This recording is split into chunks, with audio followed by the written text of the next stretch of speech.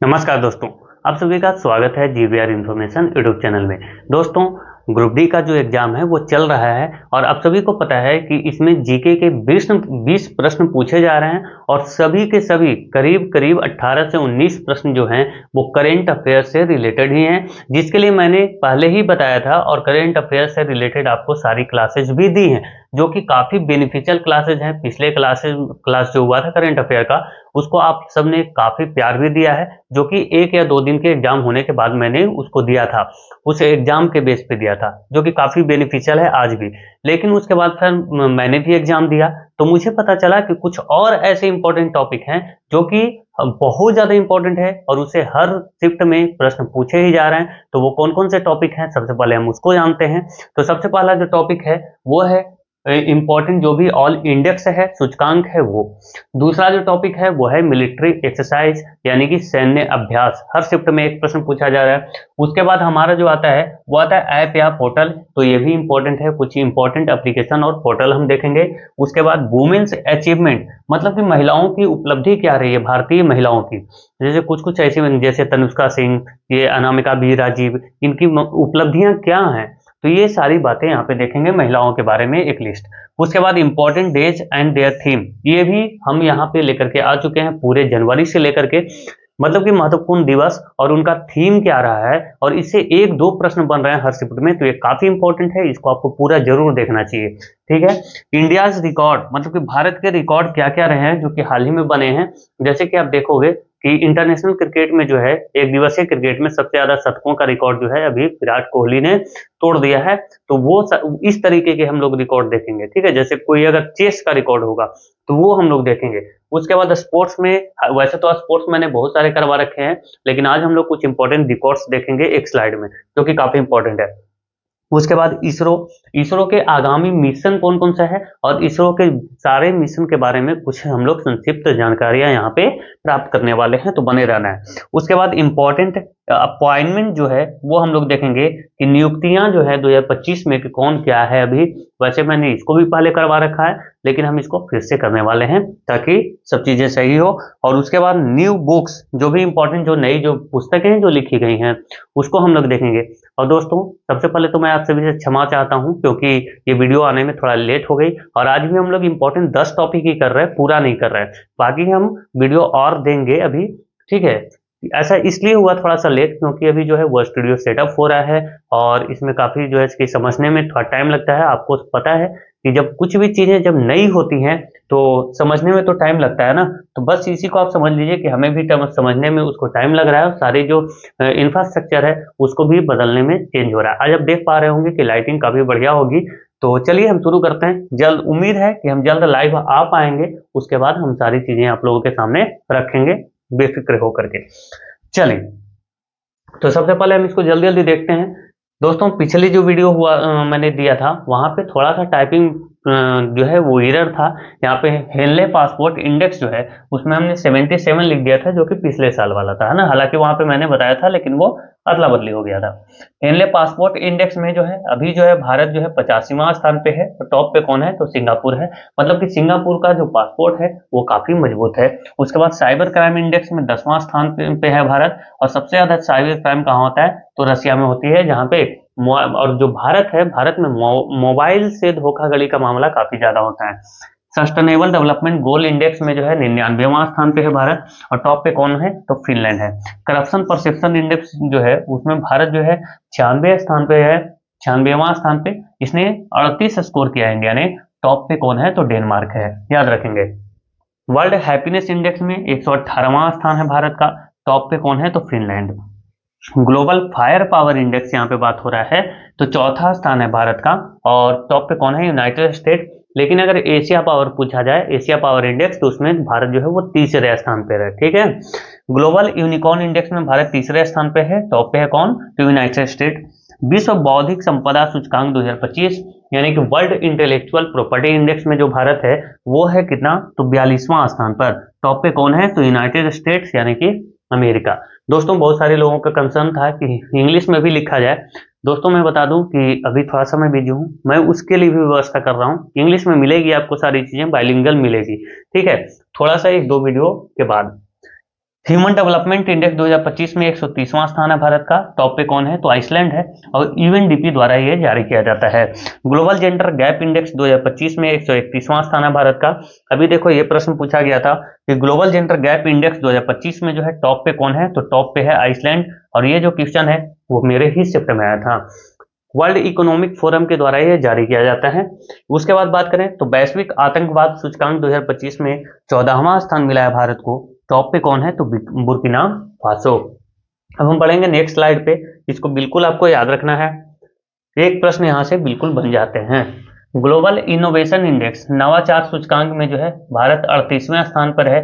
पिछली बार यहाँ पे भी थोड़ा सा टाइपिंग एरर था, वो 39 हो गया था, इस बार सुधारा गया है। वर्ल्ड इन्वेस्टमेंट रिपोर्ट 2025 में भारत जो है 15वां स्थान पे है। टॉप पे कौन है? तो यूनाइटेड स्टेट ऑफ अमेरिका है। अंगटाड के द्वारा ये जारी किया गया है, और भी दूसरे संस्थाएं जारी करती हैं ये रिपोर्ट, इसलिए वहां पे लिख दिया गया है। Travel and tourism development index 2024 में 39वें स्थान पे है भारत। टॉप पे है United state. World energy transition index में 63वां स्थान पे है भारत। टॉप पे कौन है? तो स्वीडन। अगर बात करें ग्लोबल हंगर इंडेक्स, इंपॉर्टेंट है, इसको याद रखेंगे, 102वां स्थान पे है भारत। कौन सा? 102। विश्व प्रेस स्वतंत्रता इंडेक्स में जो है 151वां स्थान पे है भारत। पिछले वर्ष ये 157वां था। तो अगर भुखमरी की बात करें तो इसमें जो है 105वां था। वैश्विक शांति सूचकांक जो है 115वां स्थान पे भारत है। टॉप पे कौन है? तो आइसलैंड, इसको ध्यान रखेंगे, ये भी याद रखना है जरूरी। वो जलवायु परिवर्तन प्रदर्शन सूचकांक में भारत 10वां स्थान पे है। 1 2 3 को कोई फुलफिल नहीं कर पाया है। कौन है? चौथे नंबर पे डेनमार्क है। इस प्रकार आप बोल सकते हो कि टॉप पे कौन है? तो ये जो डेनमार्क है ये टॉप पे है, ठीक है, क्योंकि पहला जो है, पहला, दूसरा और तीसरा, चौथा, यहाँ पे तो कोई है ही नहीं ना। जो चौथे पे आया है वो आया है डेनमार्क, तो टॉप पे ही कहेंगे हम। चलिए जी आगे चलते हैं। अब हम लोग देखेंगे सैन्य अभ्यास। दोस्तों मिलिट्री एक्सरसाइज काफी इंपॉर्टेंट है आपके एग्जाम के दृष्टिकोण से, क्योंकि एक क्वेश्चन यहाँ से हर शिफ्ट में पूछे गए हैं। देखिए डस्ट लीग जो है इंडिया और उज्बेकिस्तान के बीच होता है। ये जो यहाँ पे जो दिखा गया है ब्रैकेट में जो लिखा गया है, ये इस वर्ष कहाँ हुआ है वो मैंने लिखा है, लेकिन आपसे ये वाला पूछा जा रहा है, तो इसको आप जरूर देख लेना, कहाँ हुआ है ये अभी तक नहीं पूछा गया, हो सकता है आगे की शिफ्ट में पूछा जाए, ठीक है। सिम्बैक्स, ये सी वाला बात कर रहे हैं हम, सिम्बैक। एक होता है एस वाला सिम्बैक, ठीक है, ध्यान देंगे। सी से जो होता है C4 कंबोडिया, यानी कि इंडिया कंबोडिया के साथ करता है, और एस वाला जो सिम्बैक्स है S4 सिंगापुर, तो ये सिंगापुर के साथ हम करते हैं। अगर बात करें अग्नि वॉरियर की, तो इंडिया और सिंगापुर के साथ होता है। देवलाली महाराष्ट्र में इस बार इसका आयोजन हुआ है, इंपॉर्टेंट है, ध्यान रखेंगे। पूर्वी प्रहार जो है तीनों सेनाएं करती हैं, अरुणाचल प्रदेश में इस बार हुआ है। तीनों सेनाएं का मतलब थल सेना, वायुसेना और जल सेना। पूर्वी लहर जो है भारतीय सेना करती है, यानी कि थल सेना। भारत के पूर्वी समुद्री तट पर इसका आयोजन किया गया। संयुक्त विमोचन जो है भारतीय सेना द्वारा किया जाता है, अहमदाबाद में इसका आयोजन किया गया है। रिपरिक्स जो है इंडियन कोस्ट गार्ड के द्वारा किया जाता है, कोची केरला में इस बार इसका आयोजन हुआ है। अगर बात करें ऑस्ट्रा हिंद, सिम्बैक्स तो हम लोगों ने देख ही लिया। ऑस्ट्रा हिंद में देखो ऑस्ट्रेलिया और इंडिया यहाँ पे छिपे हुए हैं, तो ऑस्ट्रेलिया और इंडिया होता है, ये पुणे में इस बार आयोजन हुआ इसका। अगर बात करें तरंग शक्ति, यहाँ पे देखो मल्टीनेशनल एक्सरसाइज है। मल्टीनेशनल का मतलब बहुत सारे इसमें कंट्री भाग लेते हैं। अगर बाइलेटरल होता है तो उसमें सिर्फ 2 ही कंट्री भाग लेते हैं, लेकिन अगर मल्टीनेशनल है तो इसमें क्या होगा, बहुत सारे कंट्री भाग लेते हैं, ये बहुत बड़ा होता है। तो ये जो है इस बार इंडिया में हुआ था। अगर बात करें मित्र शक्ति की, तो मित्र शक्ति जो है इंडिया श्रीलंका के साथ आयोजित होता है। अगर बात करें काजिंद, ये इंपॉर्टेंट है, तो ये भारत और कजाकिस्तान के बीच होता है। ओली उत्तराखंड में इस बार इसका आयोजन किया गया था। अगर बात करते हैं थोड़ा सा और, देखिए साइक्लोन जो है इंपॉर्टेंट है दोनों, ये दोनों ध्यान रखेंगे। साइक्लोन जो है इंडिया इजिप्ट यानी कि मिस्र के साथ करता है, राजस्थान में इसका आयोजन हुआ। अगर बात करें डेजर्ट साइक्लोन, तो डेजर्ट वाला जो है वो यूएई में चला जाता है ना। साइक्लोन कहाँ, मिस्र, जबकि डेजर्ट साइक्लोन यूएई के साथ, यूनाइटेड अरब अमीरात। यहाँ पे राजस्थान में इसका आयोजन हुआ। मालाबार जो है क्वाड देश करते हैं। क्वाड में कौन कौन शामिल हैं? 4 देश शामिल हैं, इंडिया, यूएसए, जापान और ऑस्ट्रेलिया। क्वाड का जो मीटिंग है ये अभी 2025 में कहाँ होना था दोस्तों? ये होना था इंडिया में, लेकिन अभी तक इस पे संशय बना हुआ है, होगा कि नहीं होगा। भारत की पूर्वी समुद्री तट पर इसका आयोजन किया गया है। खंजर जो है इंडिया और किर्गिस्तान के बीच होता है, बिश्केक किर्गिस्तान में इसका आयोजन किया गया। अगर बात करें इक्वेरिन की, तो इंडिया और मालदीव के बीच होता है, और मालदीव में इसका आयोजन हुआ है। ये देखो यहाँ से जो मैंने लिखे हैं ये दूसरे जगह पे हुए हैं, हमारे देश में नहीं हुए। ठीक है, खंजर भी आप देख सकते हैं। अगर बात करें होपेक्स, तो इजिप्ट यानी कि मिस्र के साथ हम इसका आयोजन करते हैं, और मिस्र के साथ हम साइक्लोन भी करते हैं, और होपेक्स भी हम किसके साथ, तो मिस्र के साथ करते हैं। अगर बात करें नोमैडिक एलिफेंट, तो एलिफेंट दिखे तो आप समझ जाना ये मंगोलिया का होगा। कहाँ, मंगोलिया। मंगोलिया की राजधानी कहाँ है, तो उलान बटोर, वहीं पे इसका आयोजन किया गया। सूर्य किरण की बात करें तो इंडिया और नेपाल के बीच होता है, और नेपाल में इस बार इसका आयोजन किया गया है। मैत्री जो है हम थाईलैंड के बीच करते हैं, और ये भी इंपॉर्टेंट है, ये भी पूछा गया है, तो मैत्री अब ध्यान रखना थाईलैंड में इसका आयोजन हुआ है। अजय योद्धा जो है इंडिया और ब्रिटेन के बीच होता है, यूके में इसका आयोजन इस बार किया गया। अल नजाह जो है ओमान के बीच आयोजन होता है, और ओमान में इसका आयोजन हुआ है। थोड़े से एक्सरसाइज और देखेंगे जहां से क्वेश्चन बने, अभी मैं दिखाता हूँ कौन सा क्वेश्चन बना था मेरे शिफ्ट में। ये देखिए, ये वाला जो शिफ्ट है ये क्वेश्चन मेरे शिफ्ट में आया हुआ था, तो आप समझ सकते हैं कि वो जो पिछली स्लाइड है वहां से क्वेश्चन बन रहे हैं। ठीक है, ऐसी फालतू का कोई भी कंटेंट नहीं लाया मैं। देखो, फ्रांस के साथ हम वरुण करते हैं, गरुड़ करते हैं, और शक्ति और फ्रिंज भी करते हैं, ये भी इंपॉर्टेंट है। ये फ्रिंज यहाँ पे इसलिए इंक्लूड किया गया है क्योंकि फ्रिंज भी अभी जो 2025 में बहुत सारे एग्जाम हुए हैं, तो 2-3 बार रिपीट हुए हैं, तो ये देख लेना आप, ये इंपॉर्टेंट है, स्टार लगा लो। ठीक है, उसके बाद इंडोनेशिया की बात करें तो हम समुद्र शक्ति और गरुड़ शक्ति करते हैं। यहाँ पे ध्यान देने वाली बात यह है गरुड़ शक्ति। ठीक है, गरुड़ शक्ति, और यहाँ पे सिर्फ गरुड़। अगर सिर्फ गरुड़ है तो फ्रांस, और अगर शक्ति लगाओ मतलब कि आप समझ जाओ कि अगर नाम बड़ा है तो यहाँ भी नाम बड़ा आएगा इंडोनेशिया। अगर सिर्फ गरुड़ है तो ये छोटा हो गया, तो छोटा वाला नाम आएगा। ठीक है, कंफ्यूजन दूर। अमेरिका देख लो, तो अमेरिका के साथ हम युद्धाभ्यास और तर्कस करते हैं, युद्धाभ्यास और तर्कस। वज्र प्रहार भी किया जाता है, और कोप इंडिया भी किया जाता है। सब अलग अलग सेनाएं करती है, जो कि आपको ब्रैकेट में लिखा हुआ दिख रहा होगा। जापान के साथ हम जिमेक्स करते हैं, जो कि नौसेना करती है, और धर्म गार्जियन जो है संयुक्त सैन्य अभ्यास है। चीन के साथ हम हैंड इन हैंड करते हैं, और संयुक्त अभ्यास है ये।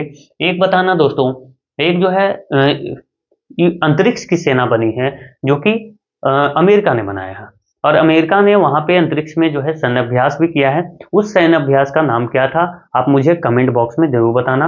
वैसे मैं यहीं पे लिख देता हूं, ठीक है, यहाँ पे लिख देता हूं, विक्टस हेज। विक्टस हेज इसका नाम था। ठीक है, आगे आते हैं दोस्तों। देखिए, अब यहाँ पे कुछ हम ऐप और पोर्टल देख लेते हैं। देखो, सेबी जो है security exchange board of India, बताना आप मुझे सेबी की स्थापना कब होती है, इस्टेब्लिशमेंट, इस्टेब्लिश्ड कब हुई थी सेबी।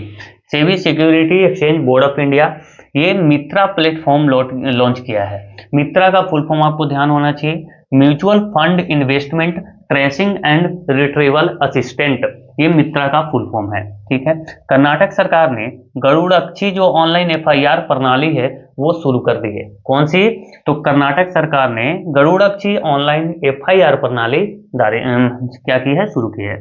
दिल्ली पुलिस की बात करें तो शिष्टाचार दस्ता, ये किस लिए शुरू किया गया, तो छेड़छाड़ से निपटने के लिए शिष्टाचार दस्ता को शुरू किया गया। आंध्र प्रदेश सरकार जो है माना मित्रा जो नामक एक चैट बोट है वो शुरू किया है, चैट बोट माना मित्रा। वित्त मंत्री निर्मला सीतारमन ने जब बजट पेश किया था तो वहां पे एक पीएमआईएस मोबाइल ऐप लॉन्च किया था, और ये पीएमआईएस का आपको फुल फॉर्म जरूर ध्यान रखना है, पीएम इंटर्नशिप योजना। ठीक है, उत्तराखंड सरकार ने भागीरथ ऐप लॉन्च किया है, किस लिए भाई, तो जल संरक्षण के लिए, जल की संरक्षण, वाटर कंजर्वेशन के लिए, फॉर वाटर कंजर्वेशन। अगर बात करें पंजाब की तो ये सृजन मोबाइल ऐप लॉन्च किया है ना, किस लिए, तो मातृ मृत्यु दर को कम करने के लिए, है ना, मातृ मृत्यु दर को कम करने के लिए। चलिए, केंद्र सरकार ने बैंकनेट पोर्टल जारी किया है, किस लिए, तो जो संपत्तियां होती हैं उसकी ई नीलामी के लिए, इलेक्ट्रॉनिक रूप से नीलामी के लिए, ताकि उसको कोई भी खरीद सके। गुजरात सरकार ने एक स्वर प्लेटफॉर्म लॉन्च किया है, स्वर का आपको फुल फॉर्म याद रखना है, speech and written analysis resources, और ये किस लिए है, तो भाषा संबंधी बाधाओं को दूर करने के लिए। आपको पता होगा कि भारत में जगह जगह पर अलग अलग जगहों पे अलग अलग भाषाएं बोली जाती हैं, और बहुत प्रकार के भाषाएं बोली जाती हैं, तो इससे लोगों को काफी परेशानी होती है, खास करके जो पर्यटक होते हैं उन्हें, तो इसलिए ये स्वर ऐप को लॉन्च किया गया है। ठीक है, ये भाषाओं को ट्रांसलेट कर देता है। अब देखिए यहाँ पे हम कुछ महिलाओं की बात कर लेते हैं जो कि काफी इंपॉर्टेंट है। तनुष्का सिंह की बात करते हैं। तो तनिष्का सिंह जो है वायुसेना की जगुआर स्क्वाड्रन की पहली महिला पायलट बनी थी। अगर बात करें आरती शरीन की, आरती शरीन सशस्त्र बल चिकित्सा सेवा की पहली डायरेक्टर जनरल बनी है, यह ध्यान रखना।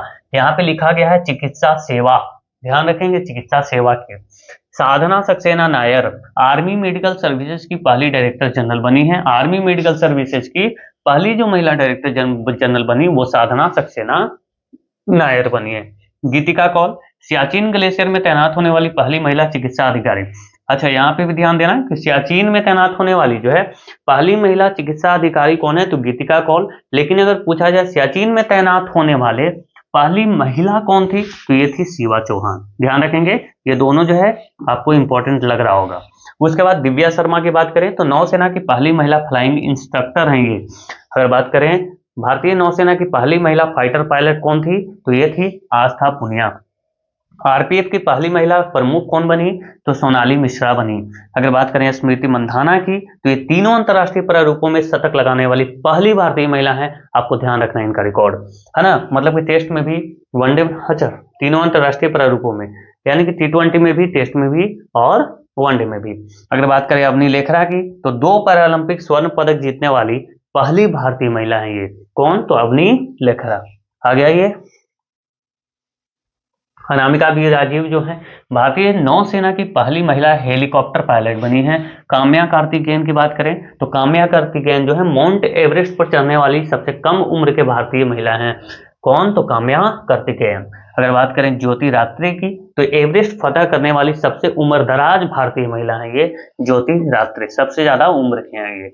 पीटी उषा यानी कि पल्ला बुल्ला चंडी थक्के परम बिल्ला उत्साह भारतीय ओलंपिक संघ की पहली महिला अध्यक्ष बनी। अगर बात करें राष्ट्रीय महिला आयोग की नई अध्यक्ष कौन है, तो ये है विजया किशोर राहटकर। किसके, तो राष्ट्रीय महिला आयोग, राष्ट्रीय महिला आयोग, नेशनल वुमेन कमीशन। अगर बात करते हैं आईओसी इंटरनेशनल ओलंपिक कमेटी की पहली जो महिला अध्यक्ष है वो कौन बनी है, क्रिस्टी कॉवेंट्री, और ये जिम्बाब्वे की है, ध्यान रखेंगे। ठीक है। वर्ल्ड ट्रेड ऑर्गेनाइजेशन यानी WTO की पहली महिला हेड कौन बनी है, तो नोगोजी ओगोंचो, ये कहाँ के हैं, तो नाइजीरिया की। अगर बात करें पहली महिला विधि सचिव कौन बनी है, तो अंजू राठी राणा। अगर बात करें CSIR की पहली महिला चीफ कौन बनी, तो नलथम्बी कलाई सेल्वी, ये ध्यान रखना है। इतना जो है ये महिलाओं की उपलब्धियां हैं, ये जो कि महिलाएं हैं जो कि पहली बार कोई उपलब्धि हासिल की है उनके बारे में है। ये आप ध्यान रखो कि इतनी सारे कंटेंट आपको एक जगह पे मिलना इम्पॉसिबल है, खास करके यूट्यूब पर। यूट्यूब सिर्फ एक बाजार बन चुका है दोस्तों, तो हर चैनल पे आपको बिलीव नहीं करना चाहिए, और जो अच्छे कंटेंट दे रहे हैं उसको आपको अप्रिशिएट करना चाहिए ताकि लोग और भी अच्छे कंटेंट ला पाए। ठीक है, ये आप पे डिपेंड करता है। आगे आइए, अब हम बात कर लेते हैं जो कि मोस्ट इंपॉर्टेंट है। यहाँ पे सभी दिवस की बात करेंगे और उनके थीम की भी बात करेंगे। ठीक है, कि क्या थीम रहा है 2025 में। जनवरी में सबसे इंपॉर्टेंट जो दिवस रहा वो रहा प्रवासी भारतीय दिवस, प्रवासी भारतीय दिवस। और ये 9 जनवरी को मनाया जाता है। क्यों, क्योंकि 9 जनवरी को ही जो है गांधी जी भारत आए थे साउथ अफ्रीका से, इसलिए प्रवासी भारतीय दिवस जो है 9 जनवरी को मनाया जाता है। और ये विकसित भारत में प्रवासी भारतीयों का योगदान, ये इसका क्या है, तो थीम है। मतलब कि भारत को विकसित जो बनाना है हमें, उसमें प्रवासी भारतीयों का योगदान जो है वो विशेष महत्व रखता है। आगे आइए, फरवरी की बात करें तो विश्व आर्द्र भूमि दिवस, और ये 2 फरवरी को मनाया गया वेटलैंड डे। आप मुझे बताना भारत के जो कितने साइट हैं, आप मुझे कमेंट में लिखेंगे कि कितने साइट जो हैं वो भारत के रामसर साइट में सम्मिलित हैं, है ना। how many sites are there, how many sites are included in Ramsar sites of India। ठीक है, रामसर साइट्स, थोड़ा सा ट्रांसलेशन में गलती हो गया होगा भाई, कोई बात नहीं, उसको आप कमेंट मत करना। हमारे साझा भविष्य के लिए आर्द्र भूमि का संरक्षण, ये जो है इसका थीम है। ठीक है, उसके बाद करें विश्व कैंसर दिवस, ये 4 फरवरी को मनाया जाता है। यहाँ पे देखो आपको दिवस भी क्लियर होगा। United by unique, united by unique, united by unique. अगर बात करें विश्व रेडियो दिवस की तो ये 13 फरवरी को मनाया जाता है। रेडियो और जलवायु परिवर्तन इसका क्या है, तो थीम है। आगे आपको और इंपॉर्टेंट आएगा, जहां से क्वेश्चन बना था मैं आपको बताता चलूंगा। मार्च की बात करें तो विश्व वन्य जीव दिवस जो है वो 3 मार्च को मनाया जाता है। और वन्य जीव संरक्षण, वित्त, लोगों और ग्रह में निवेश, मतलब कि जो वाइल्ड लाइफ जो है उसका क्या करना है, तो प्रिजर्वेशन करना है ना। आ गया ये अंतर्राष्ट्रीय महिला दिवस जो है वो 8 मार्च को मनाया जाता है। कब? 8 मार्च को। कार्रवाई में क्या लाना है, तो तेजी लाना है। कार्रवाई में क्या करना है, तेजी लाना है। उपभोक्ता अधिकार दिवस जो है वो 15 मार्च को मनाया जाता है। इसको कब? 15 मार्च। टिकाऊ जीवन शैली की ओर उचित बदलाव, ये इसका थीम है। अंतर्राष्ट्रीय वन जीव दिवस जो है वो 21 मार्च को मनाया जाता है। और वन और भोजन जो है वो इसका क्या है, थीम है, मतलब कि फॉरेस्ट एंड फूड। ठीक है। विश्व जल दिवस जो है 22 मार्च को मनाया जाता है। और ग्लेशियरों का संरक्षण जो है वो इसका क्या है, तो लक्ष्य है। ग्लेशियरों का संरक्षण, ग्लेशियर आप समझते हैं ना, जो पहाड़ों के ऊपर जो जमी होती है, जो पिघलती है तो बाढ़ आ जाती है ना, ग्लेशियर। अगर बात करें विश्व मौसम विज्ञान दिवस तो 23 मार्च को मनाया जाता है। और प्रारंभिक चेतावनी के अंतर को एक साथ बांटना, ये जो है विश्व मौसम विज्ञान दिवस का थीम रहा है। आ गया ये देखिए, अब हम अप्रैल की बात करें तो विश्व स्वास्थ्य दिवस जो है वर्ल्ड हेल्थ डे 7 अप्रैल को मनाया जाता है। और स्वास्थ्य शुरुआत और आशापूर्ण भविष्य, स्वास्थ्य जो है वो शुरुआत और आशापूर्ण भविष्य, ये इसका थीम रहा है, ध्यान रखेंगे। अगर बात करें beginning of health and hope of future, चलिए विश्व धरोहर दिवस जो है वो 18 अप्रैल को मनाया जाता है। आपदाओं और संघर्ष से खतरे में विरासत, ठीक है। पृथ्वी दिवस जो है वो 22 अप्रैल को मनाया जाता है, ध्यान रखेंगे। हमारी शक्ति हमारा ग्रह, हमारी शक्ति हमारा ग्रह। चलिए आगे आइए, अब हम बात कर लेते हैं किसकी, वो सॉरी क्या हो गया भाई, हाँ मई की बात करते हैं। तो विश्व प्रेस स्वतंत्रता दिवस जो है वो है 3 मई। अभी आपने देखा कि वर्ल्ड प्रेस फ्रीडम इंडेक्स में जो है भारत 151वां स्थान पे था, ठीक है। तो इसको भी देखो, मैं रिवाइज करवा दे रहा हूँ। Reporting in the brave new world, reporting in the brave new world, यही आपको इंपॉर्टेंट है, इतना आप याद रख लोगे काम चल जाएगा। The important of artificial intelligence on press freedom and the media. अगर बात करें विश्व रेड क्रॉस दिवस की तो 8 मई को मनाया जाता है। मानवता को जीवित रखना इसका क्या है, थीम है। जैव विविधता का अंतर्राष्ट्रीय दिवस जो है, जैव विविधता वर्ल्ड इंटेलेक्चुअल, नहीं जैव विविधता तो ये अलग होगा ना भाई, वो नहीं होगा। जैव विविधता बायोडाइवर्सिटी ये जो है 22 मई को मनाया जाता है, 22 मई। अगर बात करें प्रकृति के साथ सामंजस्य और सतत विकास, इसका क्या है, तो थीम है। विश्व तंबाकू विरोधी दिवस जो है वो 31 मई को मनाया जाता है। उज्जवल उत्पाद, काले इरादे, अपील का पर्दाफाश, ये ध्यान रखना आप, ठीक है, हर चीज को। अगर आपको हिंदी में समझ में नहीं आता तो इसको आप स्क्रीनशॉट लेंगे और आप इसको सेंड कर देंगे गूगल इमेज में। मैं बता रहा हूं कैसे करना है, इसको क्या करना है, आपको स्क्रीनशॉट लेना है। मैं स्टेप समझा देता हूं एक बार। स्क्रीनशॉट इसका लीजिए, उसके बाद इसको आप क्या कीजिए, सेंड कीजिए। क्या कीजिए, सेंड कहाँ कीजिए, तो गूगल इमेज पे सेंड कीजिए। और यहाँ पे आएगा टेक्स्ट का ऑप्शन, क्या टेक्स्ट का ऑप्शन आएगा, तो टेक्स्ट आपको दिखेगा। यहाँ पे आपको ट्रांसलेट का भी ऑप्शन आ जाएगा, दिखेगा, ठीक है, ट्रांसलेट का भी। वहां पे ट्रांसलेट का ऑप्शन पे आपको टिक करना है, सारी चीजें आपको ट्रांसलेट करके मिल जाएंगे। आगे आइए, जून की बात करें तो विश्व पर्यावरण दिवस जो है वो 5 जून, यहां से देखो क्वेश्चन बने थे, है ना, ये देखो ये क्वेश्चन बने थे मेरे शिफ्ट में। विश्व पर्यावरण दिवस जो है वो 5 जून को मनाया जाता है। प्लास्टिक प्रदूषण को हराओ, इसका थीम है। विश्व रक्तदान दिवस 14 जून को मनाया जाता है। रक्त दें आशा दें, इसका क्या है, तो थीम है। साथ मिलकर हम जीवन बचाते हैं, ठीक है। अंतर्राष्ट्रीय योग दिवस जो है वो 21 जून को मनाया जाता है। और एक पृथ्वी एक स्वस्थ के लिए क्या करना है, तो योग करना है। जुलाई की बात करें तो विश्व जनसंख्या दिवस 11 जुलाई को मनाया जाता है। युवाओं को एक निष्पक्ष और आशापूर्ण विश्व में अपने मनचाहे परिवार बनाने के लिए सशक्त बनाना, ये क्या रखा गया है, तो इसका लक्ष्य रखा गया है। ये क्या हो गया दोस्तों, चल रहा है ना सही से। आगे आते हैं, अगस्त की बात करें तो 7 अगस्त को राष्ट्रीय हथकरघा दिवस मनाया जाता है, इंपॉर्टेंट है। Handloom day, national handloom day, handlooms empowering women, empowering the nation, है ना, वुमेन को एम्पावर करना है, और जिससे क्या होगा कि हमारा नेशन भी एम्पावर होगा।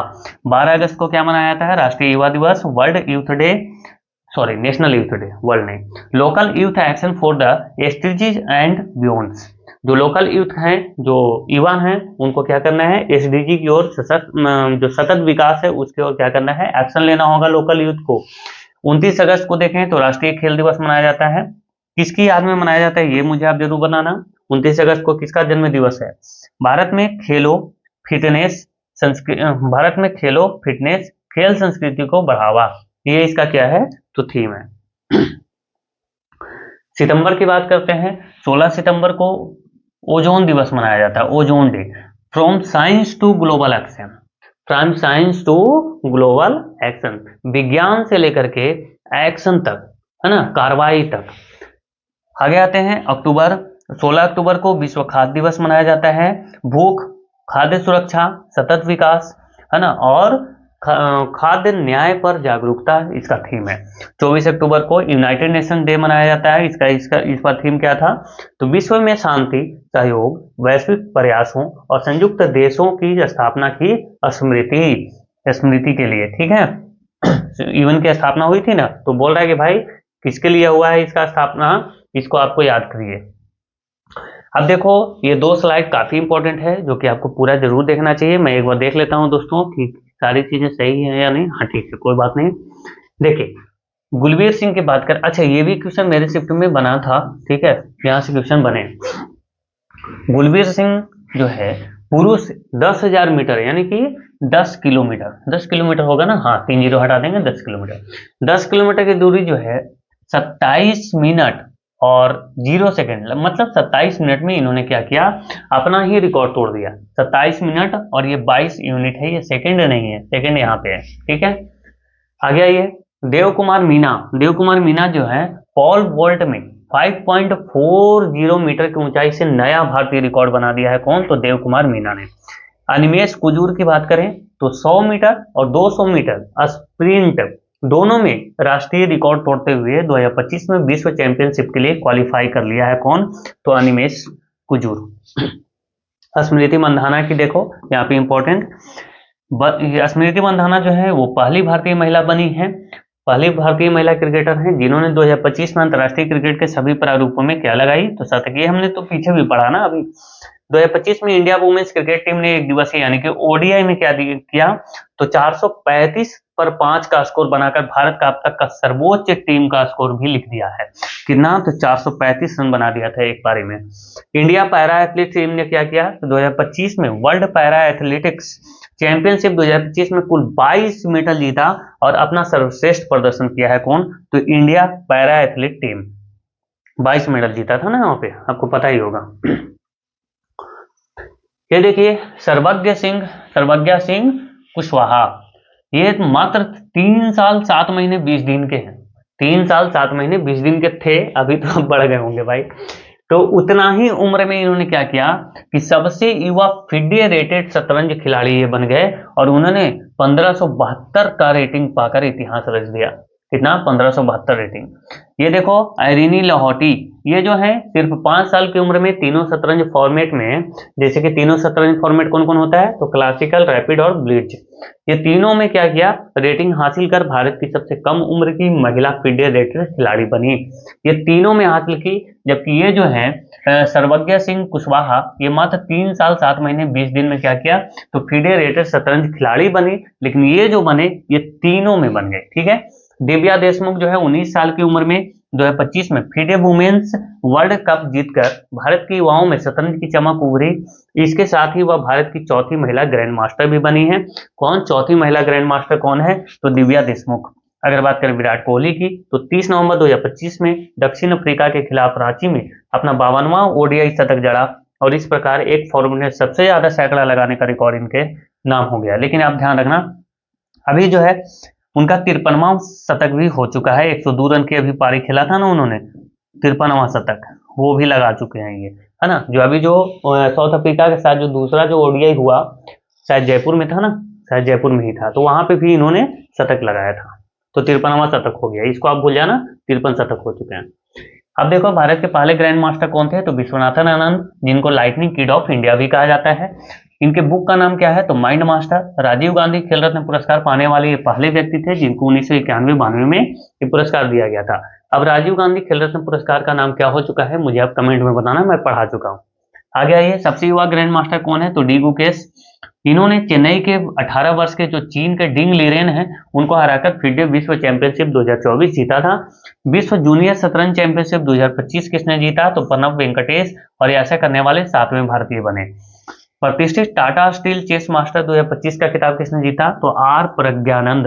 अगर बात करें शतरंज खेल में 2800 एलो रेटिंग का आंकड़ा पार करने वाले भारत के दूसरे ग्रैंड मास्टर अर्जुन एरिगेसी बने हैं।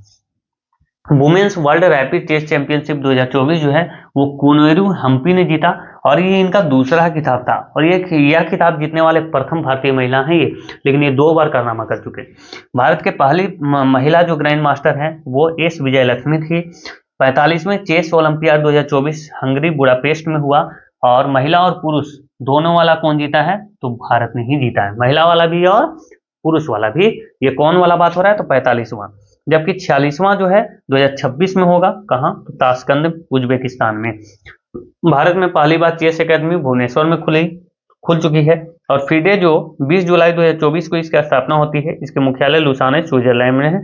इससे कोई मतलब नहीं है, करेंट अफेयर नहीं है। चलिए आगे आते हैं। इसरो का आगामी मिशन पहले देख लीजिए आप कि इसरो जो है इंडियन स्पेस रिसर्च ऑर्गेनाइजेशन 1969 में इसकी स्थापना होती है इसरो की, और इसने बहुत कम समय में और बहुत ही अच्छा सफलता पाई है इसरो। और इसरो के जो अध्यक्ष हैं वो आप मुझे बताना कि वी नारायणन हैं या नहीं। आगे इसलिए मैं बता दिया क्योंकि आगे हम लोग उसको पढ़ने वाले हैं ना, अभी नियुक्तियां तो पढ़ना है ना हमें, तो वहां पे आएगी। चलिए, इसरो का आगामी मिशन अगर देखें तो गगनयान 2025, गगनयान 2 2025, ये दोनों कब, 2025। गगनयान 3 2026। निसार जो है नासा और इसरो का एक संयुक्त मिशन है, सिंथेटिक अपर्चर रडार है ये, और ये जुलाई 2025 में इसको लॉन्च किया गया। अगर बात करें शुक्रयान 1 की तो 2028 में होगा, मंगलयान 2 भी 2028 में होगा। भारतीय अंतरिक्ष स्टेशन 2028 से 35 तक बनेगा, भारतीय अंतरिक्ष स्टेशन, जबकि मानव को अंतरिक्ष में भेजने का जो लक्ष्य है वो 2040 तक है। ये देखिए, चंद्रयान 3 जो है 14 जुलाई से 23 अगस्त, चंद्रयान 3 कब लॉन्च हुआ, 14 जुलाई को। 23 अगस्त को ये लैंड कर गया पृथ्वी के चंद्रमा के दक्षिणी ध्रुव पर, और ऐसा करने वाले हम पहले देश बन गए। और राष्ट्रीय अंतरिक्ष दिवस इसलिए हम कब मना रहे हैं, तो 23 अगस्त को मना रहे हैं। कहां से, तो सतीश धवन अंतरिक्ष केंद्र से। रॉकेट का नाम क्या था, LMV-3M4, जिसको बाहुबली या फाइट बॉय भी बोला जाता है। लैंडर का नाम था विक्रम, जबकि रोवर का नाम था प्रज्ञान। अगर बात करें प्रोजेक्ट डायरेक्टर कौन थे, तो पी वीर मुथुवेल। चंद्रमा पर जिस स्थान पर उतरा उसको नाम क्या दिया गया, तो शिव शक्ति पॉइंट। अगर बात करें अवार्ड क्या क्या मिला, तो John L Jack Swigert junior award इसको मिला। Lee Ferguson junior lunar prize भी मिला। एविएशन वीक ल्यूट्रेट अवार्ड मिला। विश्व अंतरिक्ष पुरस्कार इसको मिला था कौन, तो 2024 वाला। अगर बात करें 2025 वाला किसको मिला है, तो ये चीन को मिला है, ठीक है, चीन के स्पेस एजेंसी को। चंद्रयान 1 जो है ये 22 अक्टूबर 2008 को लॉन्च हुआ था। रॉकेट का नाम यहाँ पे लिखा हुआ है PSLV C11। चंद्रयान 2 जो है 22 जुलाई 2019 को लॉन्च हुआ, और ये GSLV Mk3Mi से लॉन्च हुआ था। जबकि चंद्रयान 3 हमने देख लिया कि LMV-3M4 से लॉन्च हुआ। चंद्रयान 4 जो है 2027 में लॉन्च करेगा भारत। इसमें 5 मॉड्यूल होंगे, और इसमें सैंपल लाना है, इसको लौट के भी आना है, ठीक है, वापस। अब देखो कुछ नियुक्तियां हम देख लेते हैं जो कि इंपॉर्टेंट है। तो सबसे पहले हम देखेंगे BR गवाई CJI chief justice of India. ये 52वें थे, अब नहीं रहे, है ना 93 बन चुके हैं, और ये 53वें नंबर के कौन है, तो जस्टिस सूर्यकांत, जस्टिस सूर्यकांत। तुहिन पांडे सेबी के 11वें अध्यक्ष हैं, और सेबी के प्रथम महिला अध्यक्ष कौन बनी है, ये मुझे आप कमेंट में बताना। सेबी के जो प्रथम महिला हैं, फर्स्ट वुमेन कौन बनी थी, फर्स्ट वुमेन अध्यक्ष। सेबी के अध्यक्ष जो हैं पहले महिला कौन थी जो बनी थी, आइए उनका मैं लिख दे रहा हूं कि उनका स्टार्टिंग का नाम माधवी है, पूरा नाम आप लिख देना। सतीश कुमार जो हैं CEO ऑफ रेलवे बोर्ड के CEO हैं। ज्ञानेश कुमार जो हैं चीफ इलेक्शन कमिश्नर हैं, मतलब कि जो चीफ इलेक्शन कमिश्नर, मुख्य चुनाव आयुक्त। जय शाह जो है चेयरमैन ऑफ आईसीसी, आईसीसी के चेयरमैन बने हैं। और न्यूजीलैंड के जो ग्रेग बार्कले थे इनसे पहले। दिवजीत शौकिया जो है सेक्रेटरी ऑफ बीसीसीआई है ना। और मिथुन मनहास, ये देखो मिथुन मनहास, इसके पहले वाली जो वीडियो था उसमें रोजक बिन्नी थे इसके पहले।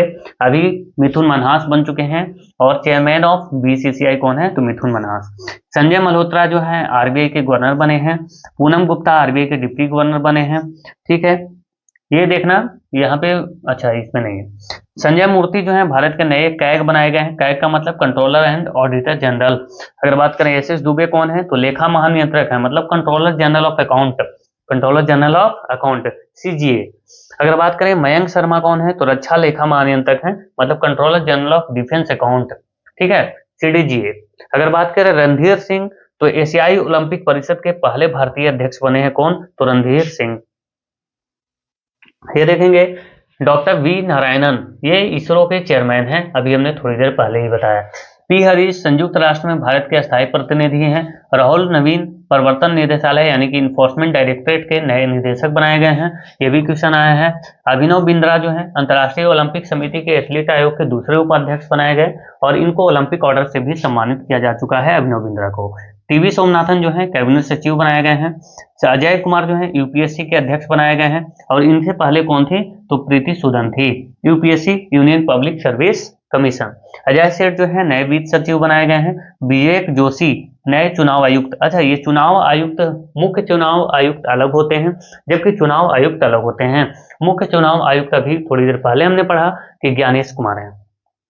केसी वेणुगोपाल जो है लोक लेखा समिति के अध्यक्ष हैं।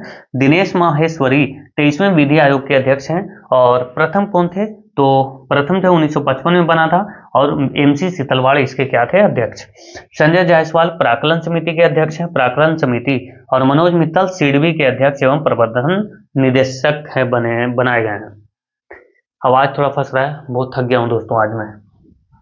देखो ICAR, यहाँ पे फुल फॉर्म याद रखना, Indian council of agricultural research, इसके महानिदेशक कौन बनाए गए हैं, तो मांगीलाल जाट।